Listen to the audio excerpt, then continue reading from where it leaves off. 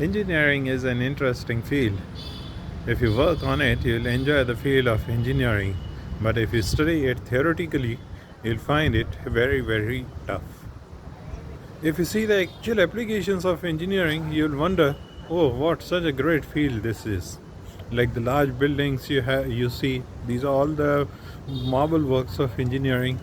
Yeah, the aeroplanes, the vehicles, the automobiles, yeah, the softwares that you are using. These are all the great works of engineering. While studying engineering, you may feel, oh, how tough the field of engineering is. But when you actually start working into this field, the things become much easier. The theory part is usually much difficult than the practical part. When I was studying engineering, many concepts I used to find very difficult. But when I actually started working in the industry, the things become much clearer and much easier and much more interesting. Yeah, like I started working in the field of refrigeration and air conditioning. When I first entered into the plant, yeah, I could see very complex network of the pipelines. Then I started talking to the workers, started talking to the supervisors, and of course, I had my theoretical knowledge also. So, when I started studying the various equipments, then I started telling the actual equipment present on the plant with the equipment that I had studied. Like, for example, I started studying this refrigeration field. Yeah, the first component that I was told that yes, this is a compressor.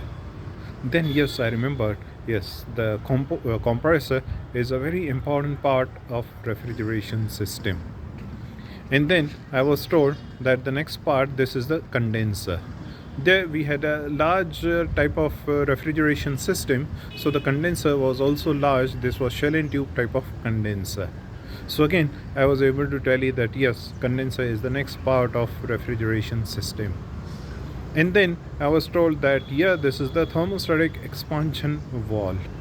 Then yes, I remembered that we have to expand the refrigerant so that its pressure and temperature reduces. And then eventually I was taken to the evaporator where the actual cooling or the chilling was carried out. Then I remembered that yes, this is the evaporator where the actual cooling takes place.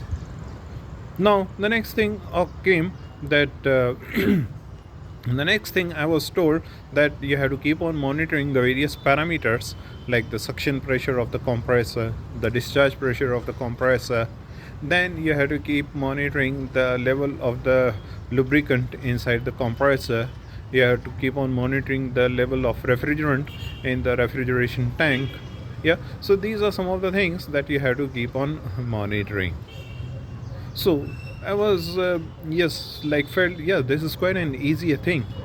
While studying refrigeration and air conditioning, we had to perform so many calculations.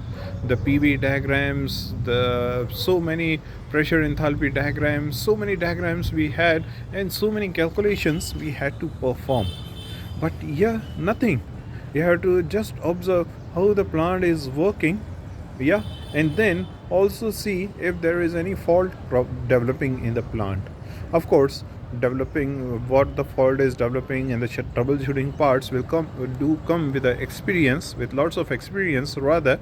But observing these main components makes you feel that yes, I can understand this plant very well, I can operate this plant very well, and I can surely do the maintenance also as I go into more depths of the training.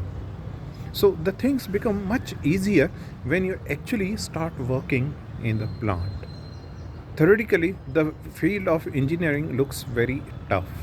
When you actually handle the equipment, like let us say, when you actually operate the machine, when you actually operate the compressor, open the compressor, do its maintenance, you'll find the things very interesting and you'll be marveled as to what the great discoveries our previous scientists have done. You'll be actually shocked, surprised to see how this field of, let us say, this refrigeration has been discovered. Yeah, so start working in the field of engineering that will attract you much more.